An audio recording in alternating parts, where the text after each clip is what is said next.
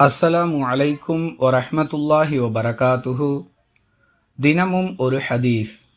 ஒருவர் எந்த இடத்தில் தொழுதாரோ அதே இடத்தில் அவர் அமர்ந்திருக்கும் வரை அவருக்காக, இறைவா இவரை மன்னிப்பாயாக, இவருக்கு அருள் புரிவாயாக என்று மலக்குகள் துஆ செய்கிறார்கள்.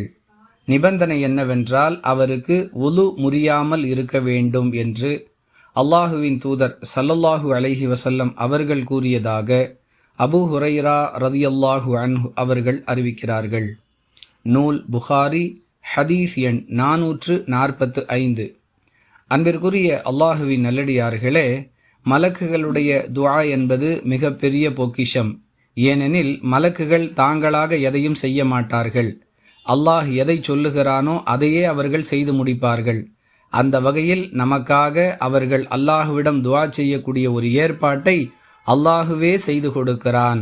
பாவ மன்னிப்பு, இறை அருள் போன்ற பாக்கியங்களை நமக்கு வழங்க அல்லாஹ் முடிவு செய்து இப்படிப்பட்ட ஒரு ஏற்பாட்டை செய்கிறான்.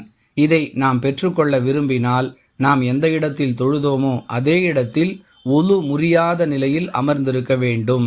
குறைந்தபட்சம் நாம் தொழுத இடத்திலேயே அமர்ந்து தொழுகைக்கு பிறகு ஓத வேண்டிய தஸ்பீஹ், திக்ருகள், பிரார்த்தனைகள் ஆகியவற்றை ஓதி முடித்த பிறகே அங்கிருந்து எழ வேண்டும். இதன் மூலம் நாம் மலக்குகளுடைய துஆவை பெற்றுக்கொண்டே இருப்போம். வாஹிரு தஅவானா அனில் ஹம்துலில்லாஹி ரப்பில் ஆலமீன். அஸ்ஸலாமு அலைக்கும் வரஹ்மத்துல்லாஹி வபரகாத்துஹு.